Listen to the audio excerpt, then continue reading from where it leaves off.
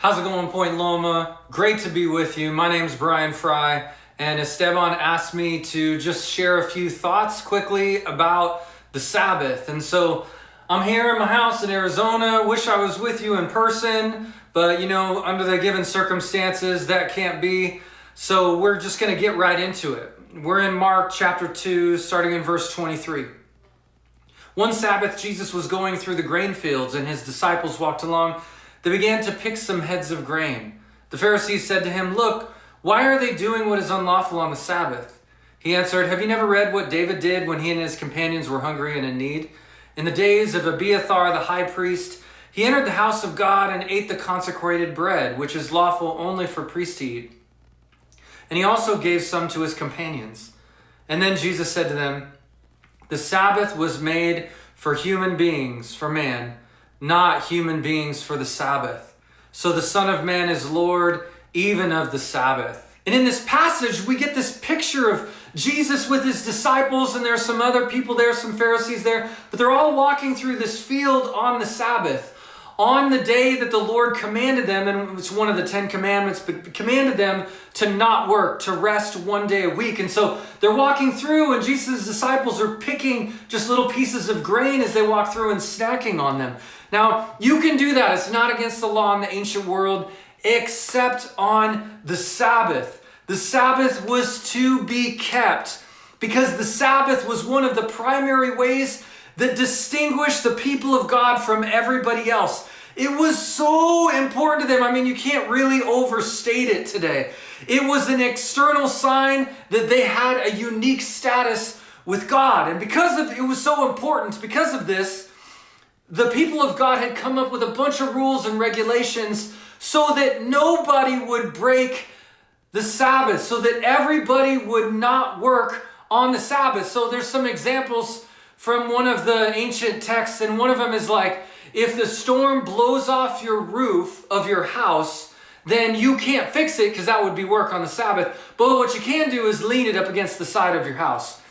Or you can't tie knots on the Sabbath. So if you tied a knot last Saturday, you're out. You can't even write one letter on a piece of parchment on the Sabbath. So, hey, you don't have to do homework on the Sabbath. So, woohoo, yeah, here we go. Hey, you can't pick from any crop or harvest any crop on the Sabbath because that was considered work. And this is what Jesus and his disciples were doing that they were questioning him about. Now, Jesus' response is super interesting to me. He says this: the Sabbath was made for human beings and not human beings for the Sabbath.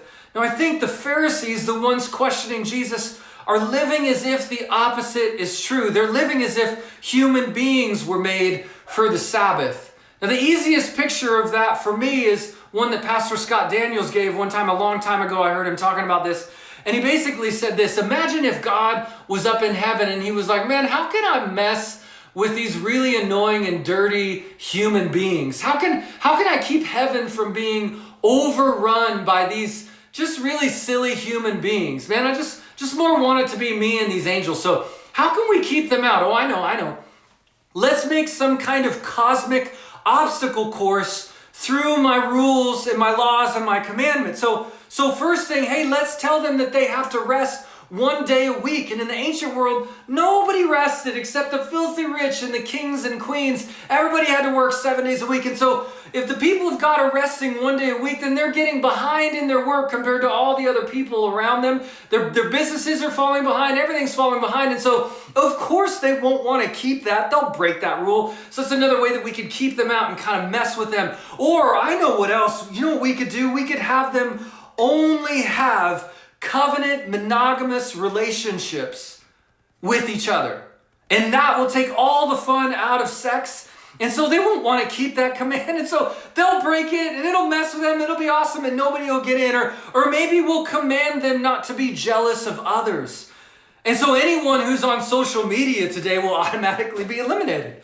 This is great. We can keep everybody out of heaven. And I hope this sounds ridiculous, but I think maybe we're more like the Pharisees than we realize. See, it's so easy to feel like God made up some arbitrary rules for us to follow that were just made up on a whim for his personal kicks and giggles. And when we're living in this model, in this way, in this system, in this attitude, it's typical for us to either want to reject God because, you know what, he's already trying to reject us anyways, or to follow the rules and regulations and grit our teeth and white knuckle it, only to turn around and condemn everybody else because they didn't follow it as much as we did. Problem is, that's not what Jesus said. Jesus said the Sabbath was made for human beings. See, the Sabbath was given as a gift. It was given not to kick you out, but to bring you in, even by your weekly habits, into the good and beautiful life that God created you for. See, all people were invited by God to keep the Sabbath. All people, not just the rich who could afford to take days off, but the poor too, and even the slaves of the ancient world were invited to take one day off. See, in this way, even for us today, the Sabbath is a non-legalistic and habitual reminder to us that we are human beings more than we are human doings. It protects us from the mass exploitation of people. It protects us from burnout and from making work our primary identity. It gives us a day to be reminded of God's love as well as the love of our friends and our family. See, the Sabbath is not an apparatus to kick us out or to mess with us or to prank us. No, the Sabbath is a gift to habit us into the life that is truly life. And I think, friends, it's equally true for all the other things that Jesus is inviting us to. Things like confession and purity and prayer and integrity and loving our enemies. All that stuff is given as gift, not to kick us out, but to habit us into a life that is meaningful and full of joy and love and commitment and fun. And it's the life that's truly life. It's interesting to me that Jesus mentions in our passage an Old Testament story about King David. But it's a time in the midst of David's life where he's been anointed king, but nobody is recognizing him as king yet.